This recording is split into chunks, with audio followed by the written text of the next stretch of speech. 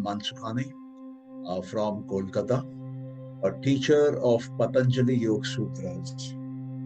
And today we will be looking at Sadhana Pada, the chapter which talks about the practice of yoga. And here Patanjali starts with Kriya Yoga. So today we will look at Kriya Yoga and the effects of Kriya Yoga. First of all, the word Kriya means action, and yoga, as we had seen initially as defined by Patanjali, means yoga, chitta, vritti, nirodha. What it means is the vrittis of the chitta, the fluctuations of the states of the mind, they have to be stopped. The vrittis have to be stopped. And we had seen Patanjali had suggested two methods. One was the method of abhyas, and the other was the method of vairagya. Abhyas is practice, and vairagya is dispassion. So the practice of what was suggested by Patanjali? Patanjali suggested that if you want to reach the state of samadhi, if you want to reach the state of yoga, then you have to put a stop all the vrittis. And number one, it can be done by the practice of concentration. Concentration can be done on a regular basis without interruption with a sense of devotion. So that will stop the vrittis. The another method which he had suggested was dispassion, vairagya, a kind of detachment. Now both these methods are essentially meant for a mind which already has some level of concentration, which is already sattvic in nature, which is a pure mind, which is free from rajas and tamas, which is not pulled into the world, which is sort of free from the world, which is by itself. Now here Patanjali is suggesting for those people who are in the world, whose mind is running into the world, and whose mind is full of rajas and tamas. So these people find difficult to concentrate.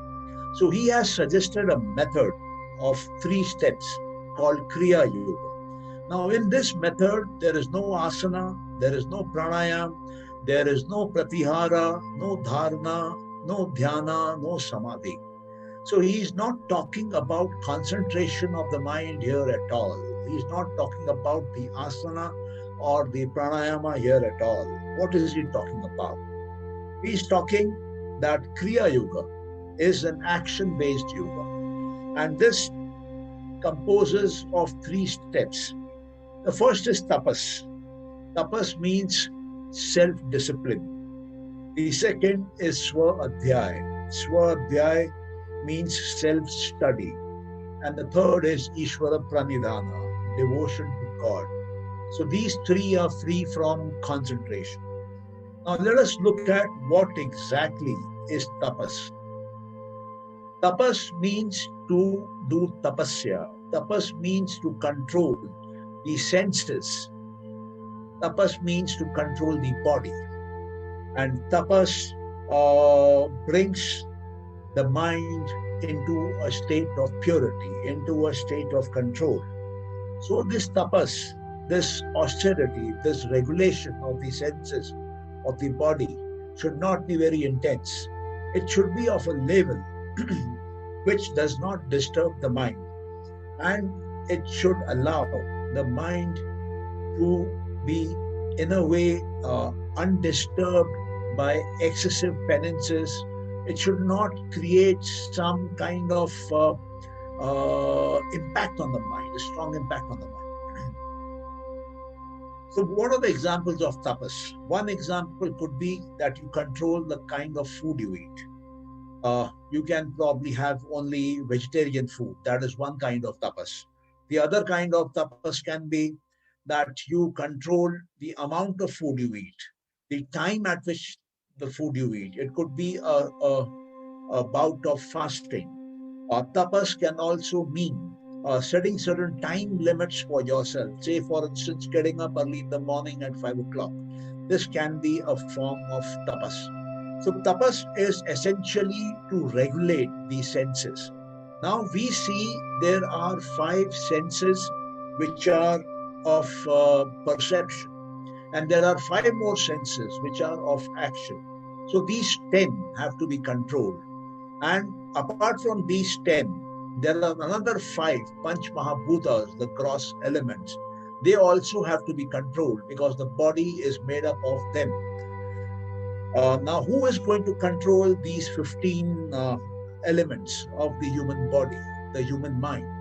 So these 16 tattvas, these 16 principles, these 16 elements, once we control them, once we regulate them, once we bring them under our influence, then we find that the body and the mind are getting regulated. The body and the mind are getting pure. The body and the mind are giving up its impurities, and that is preparing the mind for higher stages of meditation. The other way, the second method, is Swa-Adhyay. Swa-Adhyay means self-study. When you do a study about yourself, who you are, where have you come from, what is the purpose of your life, who is the Atma, who is the Chitta, who is the Ahankara, who is the Man. So when you start asking yourself questions about life, about yourself, about your soul, about your intellect, about your ego, about your mind, about this worldly existence, your purpose, then you are doing study about the self. You are self-study is a study which cleans up the 3 parts of the inner world. Inner world means the ego, the intellect, and the mind. The antarkarana or the antarman, they start getting purified. They start getting pure, neat, clean, and sattvic. And as they become neat, clean, pure, and sattvic, then they become ready for higher practice of yoga. The third step is Ishvara Pranidhana. Ishvara Pranidhana means devotion to the Lord, devotion to Ishvara. Here, it even involves total surrender to Ishvara, total bhakti of Ishvara. We had seen that in the first chapter on Samadhi. Patanjali had said one must do Ishvara Pranidhana, but there Ishvara was introduced as an option of meditation. Ishvara was introduced as Om. Om was introduced for chanting the name of Ishvara, concentration on Ishvara. But in Kriya Yoga, Patanjali in the sadhana chapter is not offering any option. He is saying Ishvara Pranidhana, surrender to Ishwar, commitment to Ishwar, bhakti of Ishwar is compulsory. It has to be done at any cost. And when you do it, what happens? When you do it, you are able to bring the higher forces under control. You are able to bring the Prakriti and the Purusha under control. So what we see here is a Kriya Yoga, a yoga based on action, is actually functioning at 3 levels. One is the world outside, the material world outside, and its Panch Mahabhutas, the 5 organs of action and the 5 organs of perception, which are controlled by the mind. There we are regulating, controlling as to what is coming inside us. And by that, we are purifying the mind, not allowing the impurities to come from outside. The second stage is when we are working inside us, when we are working in our, I would say, antarmana. And there we are cleaning up the inside. We are purifying the inside. We are reducing the rajas and tamas, and the sattvic component, the sattva component is increasing. And when we are focusing on Ishvara, we are focusing on the spiritual aspect of existence, apart from the physical and the mental aspect. Kriya Yoga is also touches on the spiritual aspect of existence. So we see there are essentially 3 infinite permanent entities as per Sankhya, which the yoga system believes. One is Ishvara, the other is Purusha, and the third is Prakriti. Now, Ishvara is above both Purusha and Prakriti. So, when we come into devotion of Ishvara, when we surrender ourselves completely to Ishvara, when we go into a bhakti of Ishvara, when we come into a sharanagati of Ishvara, when all our actions are done for Ishvara, and we are not looking at the results of our action, we are doing action selflessly. That is when Ishvara Pranidhana takes place. That is when you are living for the highest of the highest. So, by doing these three steps of the physical purification, the mental purification, and attachment, and getting close to the spiritual element of existence, we are moving higher up from our normal mundane existence into the higher existence of yoga, into the higher principles of yoga. So here we see that Kriya Yoga not only works on the physical, mental, and the spiritual level, it also incorporates uh, the three yogas which Krishna talks about in Bhagavad Gita: the Karma Yoga, the Jnana Yoga, and the Bhakti Yoga. The Karma Yoga, because this action is based on selfless reasons, so it becomes Karma Yoga. It is all done in the name of God, name of Ishvara, so it becomes Karma Yoga. Swadhyay is all about knowledge, is all about the scriptures, is all about Gyan. So there it becomes Gyan Yoga. And Ishvara Pranidhana is all about bhakti, is all about devotion. So we are experiencing these three: Karma Yoga, Gyan Yoga, and Bhakti Yoga and Kriya Yoga. Now, if you even look at the Ashtang Yoga of Patanjali, in Ashtang Yoga, he has put these three Kriya Yoga portions in Niyama towards the third, fourth, and fifth Niyamas. And he says Niyamas are the preparatory steps for Samadhi. He has defined the first five Angas out of the Ashtanga, the first five Angas as Angas of the outer world, which help in preparation of higher yoga, higher meditation, higher samadhi in the inner world, in the inside world. So Kriya Yoga helps us to prepare for higher yoga and higher meditation, higher samadhi. But the most important point, which he refers to in the second sutra of his Sadhana Pada, where he says Kriya Yoga performs a very important function of weakening the kleshas. Now, what are these kleshas which are getting weakened? Kleshas are obstacles on the path of yoga. Kleshas are inborn in all of us. A baby is born with obstacles to yoga. And what are these five obstacles? The biggest obstacle is avidya, ignorance, lack of knowledge. So this ignorance leads to ego. This ignorance leads to attachment. This ignorance leads to aversion and clinging to life. So these obstacles, their Sanskrit terms are avidya, asmita, raga, dvesha, and abhinivesha. If you will see Patanjali's main definition of yoga, where he says yoga is chitta, vritti, nirodha. So the question is, these vrittis, these fluctuations which happen in the mind, these thoughts, these ideas, these concepts, these experiences which we get, is the cause of all our sorrow. But where are they coming from? What is the source of these vrittis?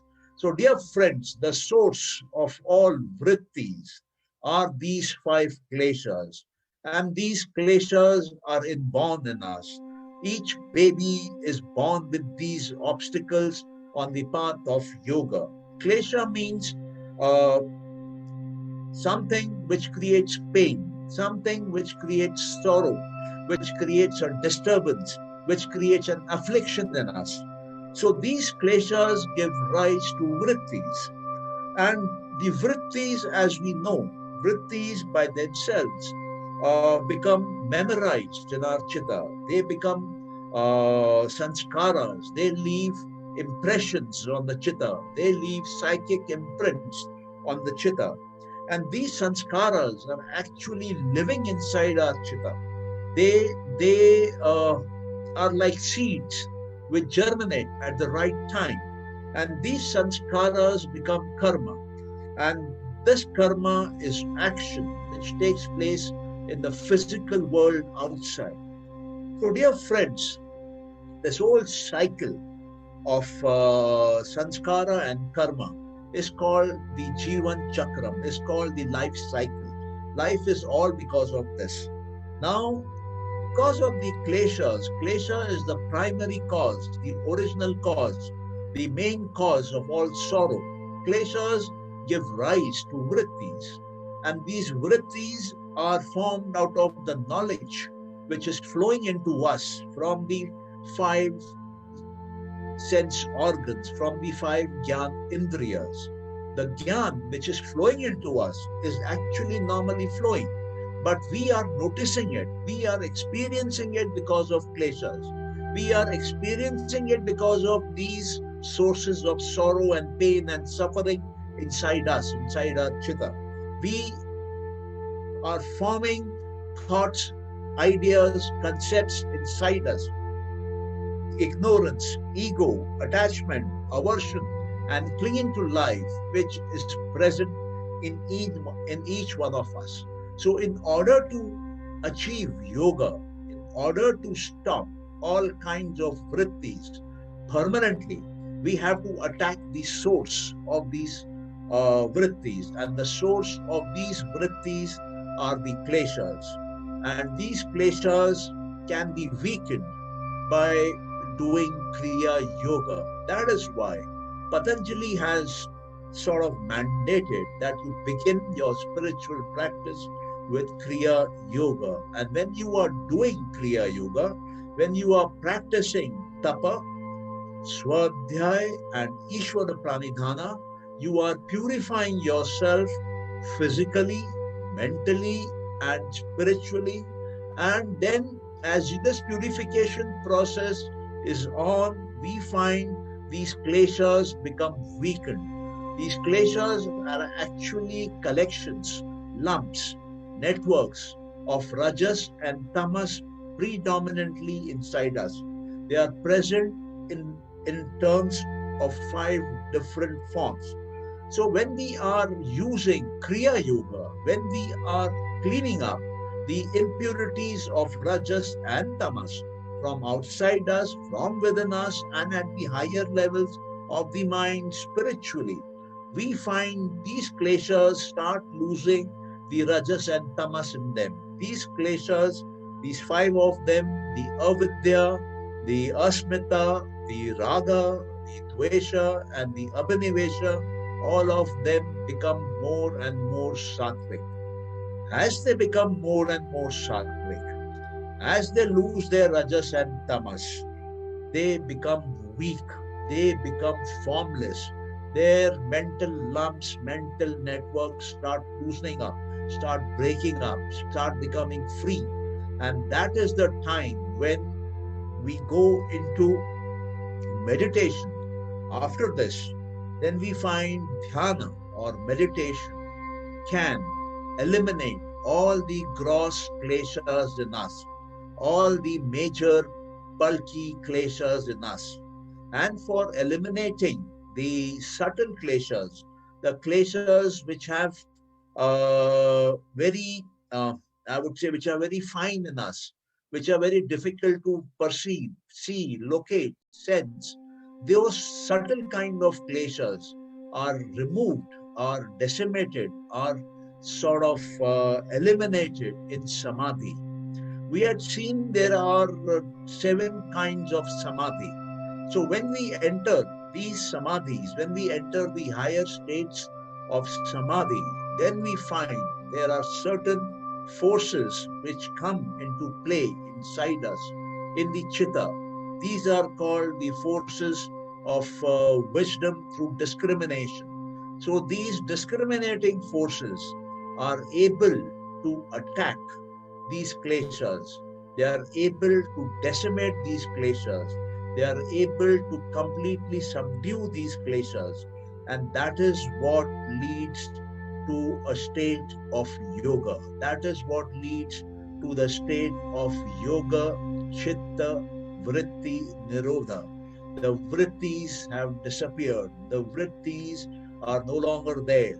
And this leads to cleaning up of the chitta at a very deeper level. And this also is a means by which a simple, ordinary, common man who is stuck up in the world outside, who is not used to meditative practices, who is not used to asana, pranayam, or such practices, he can, through a simple means, start doing Kriya Yoga. Kriya Yoga, if you see, is a collection of practices which has been there in India for a long, long time, which all common people are aware about. Say, for instance, tapasya. Tapasya has been there in India for ages. Things like fasting is a form of tapasya. Guru Seva is a form of tapasya. And celibacy is also considered a form of disciplining the self, disciplining the body. That is also a form of tapasya. Being able to handle extremes of temperature, extremes of the body is also tapasya.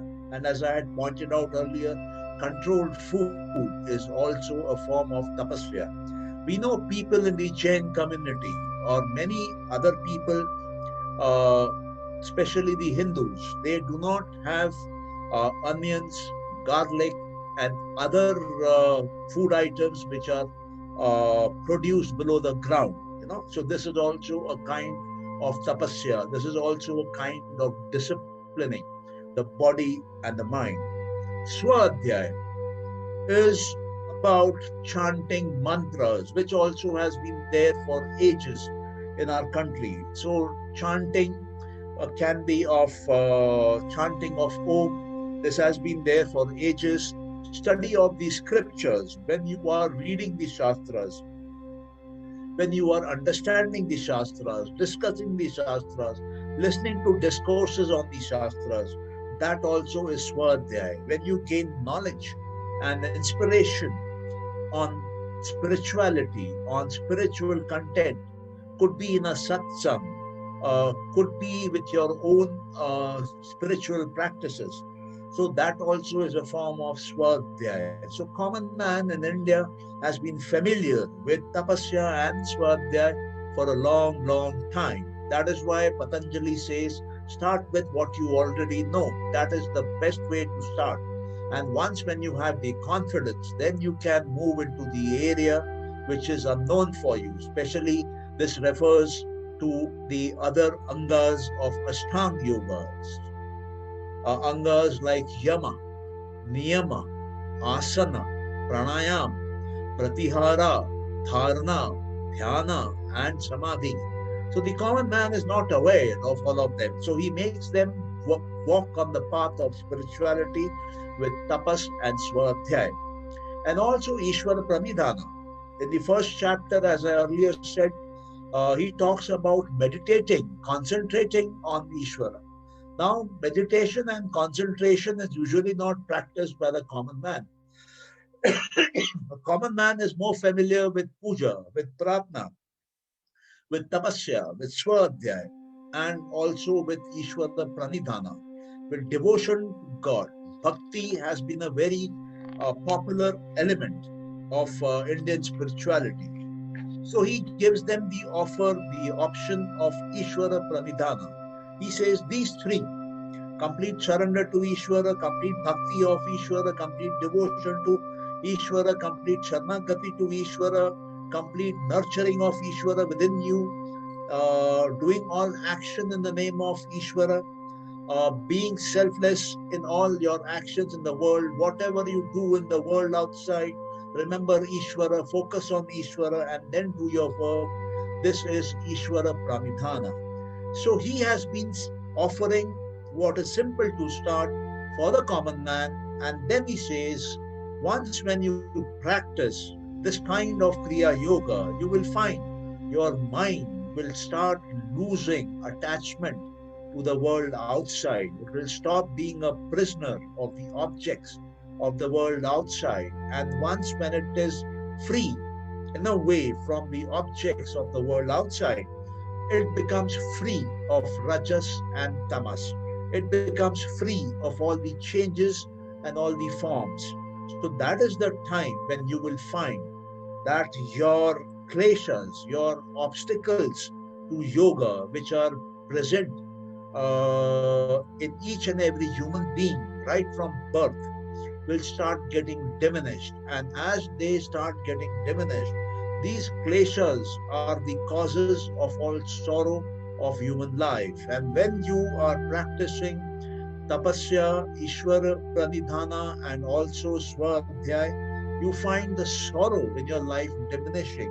You will find complications in your life because of avidya, because of not knowing who you are will diminish. You will get to know more and more that you are a divine entity. You are the Purusha, you are the Atma in this body, which is a temporary existence, and you are eternal, you are infinite, you are permanent, you are just passing through this earth in this life form, and then you will go on to another life form, another place, in another time. So once when you start getting this kind of a knowledge, this kind of a vidya, once when you are into Ishwar Pranidhana, your ego reduces, ego diminishes, it weakens up. And as you go deeper and deeper into tapasya, your attachment to objects of desire, it reduces. You are able to control your senses in a far more better way now. And similarly, your aversion to certain objects, that reduces because you have more control over your senses, you have more knowledge about who you are, you have more control over your ego. So these automatically reduce. And the most important thing is the clinging to life. All of us have a fear of death. It is there in all species. It is even there in the wise people. So this also diminishes with Kriya Yoga. So when you are able to diminish the fear of death, then automatically you become more courageous, you become more bold, you become more confident. You are able to achieve the goals of your life in a far better and confident manner.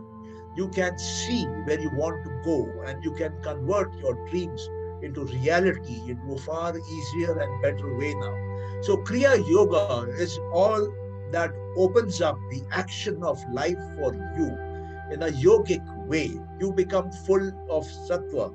Your rajas and tamas diminish. Your internal mind and its complications start diminishing and reducing. You start moving towards freedom in a different way, in a more confident way altogether.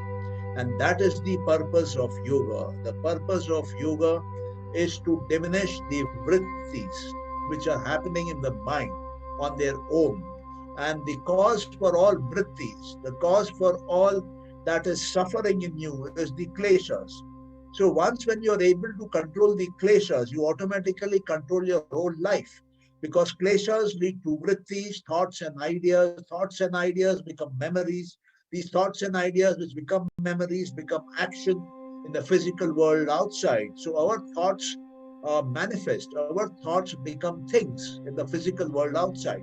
So when you're able to control these thoughts, these ideas by controlling kleshas, by doing Kriya Yoga, you find the quality of your life drastically improves. You reach the higher level of existence. And how much does it cost you? It costs you nothing. Tapas is something where you're disciplining your own body and your own mind. No cost. Swadhyay is a practice where you're learning more about yourself. The self, it is self-study, no cost. And Ishvara Pranidhana means you are doing devotion, submitting to the Lord, submitting to Ishvara completely with the heart, mind, and soul, and also the body tagged along. So again, there is no cost. So at no cost, you are able to upgrade the quality of your life, because this vritti, sanskar, and karma cycle is Jivan ka cycle. is Jivan Chakram. And to gain control over it is actually the goal of life. So Patanjali, in a very simple to implement manner, in a very simple to understand manner, tells us how can we lead better lives. And if you want to go further on the path of yoga, then you can do Ashtang Yoga. You can practice the 8 angas of Ashtang. Here too, if you do not want to go all the way, you can just practice the first 5 angas of the Ashtang Yoga. When you practice the first 5 angas of the Ashtang, you will find your mind has come into yourself, into the inner world from the outer world. And this is a big achievement. When the mind is come inside and is directed inside, then with time it keeps on moving inside, deeper and deeper and deeper, till it takes you to the goal. So that is the beauty of Patanjali. That is the beauty of Kriya Yoga. So I would recommend that all of you who are not into any form of yogic practice, to begin your practice with Kriya Yoga. You can start with either Tapasya or with Swadhyay or with Ishwar Pranidhana or all 3 of them together. Whatever you like, whatever you are comfortable with, whatever your heart comes into, start.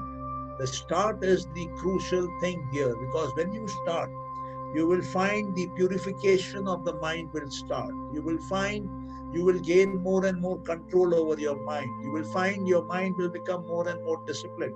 It will start listening to you. It will start obeying you. It will start doing what you want it to do. It will become a servant. And then that is the first step in acquiring power. So dear friends, this is Kriya Yoga for you. I thank you all for being here. By practicing all this, we reach a state of permanent happiness. I hope and pray that you achieve this permanent happiness by the practice of Kriya Yoga and further practices. I also pray that you are able to teach and convey this to your family members, to members of your society, to the people of your country, and to the people of the world at large. This is the way to heal ourselves. This is the way to heal our society, to heal our civilization. So come, let us do this yogic healing together. Let us heal the world together. Thank you so much. God bless you. See you tomorrow, same time at 7 p.m.